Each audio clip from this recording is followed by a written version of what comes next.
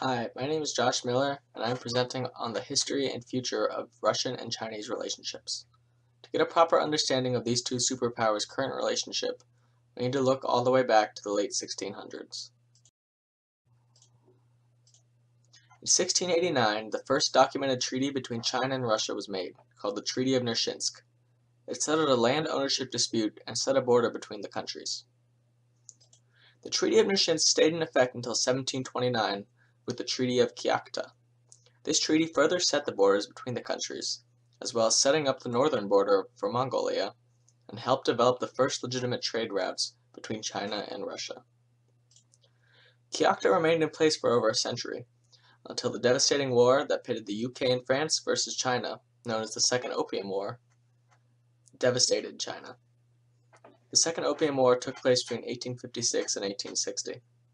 The aftermath of this war led to the Treaty of Kyakhta being renegotiated with the Treaty of Agun in 1858. This allowed Russia more land than in the original treaty by granting them occupation of the Amur region.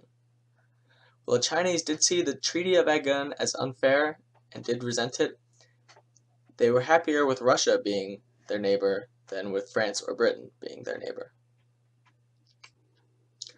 Come the turn of the century, China and Russia were both experiencing massive revolutions in their countries.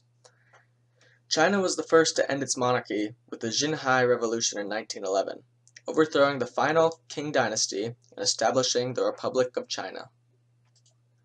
Russia began their rebellion in 1917 and overthrew their Tsarist dynasty, installing a provisional government instead.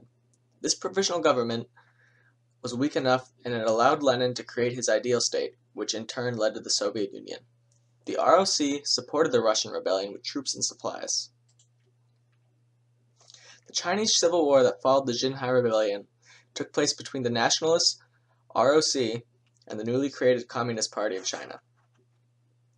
Although Russia initially supported the ROC, they eventually helped the CPC when Chiang Kai-shek turned on the Soviets.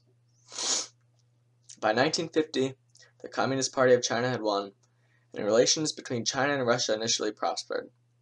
It didn't take long for the wind to change, and under Mao, the People's Republic of China began to view Russia as their enemy. China saw the direction that the Soviet Union was going and viewed it as straying too far from its origins. After all, only communism could be accepted under Mao's dynasty. With Mao's death and Deng Xiaoping's eventual succession, tensions between the countries settled. A lot of that had to do with Deng's economic reformations.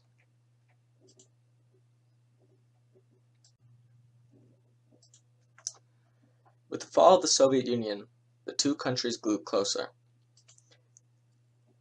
In 1991, they resolved most of the border disputes between the two countries with the Sino-Soviet Border Agreement. This also brought them much closer together as a country, as they would come to each other's aid in the event of an attack from a foreign country. By 2001, Putin and Jiang had signed the Treaty of Good Neighborliness and Friendly Cooperation, which is a 20-year treaty that gave the Chinese the military technology of the past Soviet Union, while providing Russia the economic benefits of trading with China as well as employment for its shattered economy.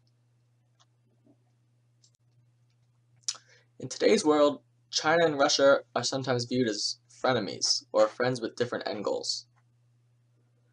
While Russia is more concerned with Europe at its back door, China is more focused on dominating Asia. They both see the United States as a dominating or threatening force and have on multiple occasions jointly called the United States out for its actions, such as the bombing of Iraq in Operation Desert Fox in 1998 and again with Iraq in 2003. They especially thrive together in the energy sector, as China has begun to heavily rely on Russia for its oil and natural gas to keep up with its ever-growing population. This is known as China's energy deficit. Looking forward, if the past is any indicator, China and Russia may have a bright future together. If their alliance together continues on the path that it is going, it will continue to grow stronger. Especially if pressure from the United States via tariffs and sanctions continues to increase. The The fact that Russia and China share such a large border and haven't been in all-out war with each other throughout history is pretty amazing given the rest of the world's track record, and this semi-calm history with each other only strengthens their treaties. By banding together, they have more to gain by fighting against their common enemies, like the European Union and the United States. They have little incentive to fight against each other, and I predict that they will only grow closer as the years go on.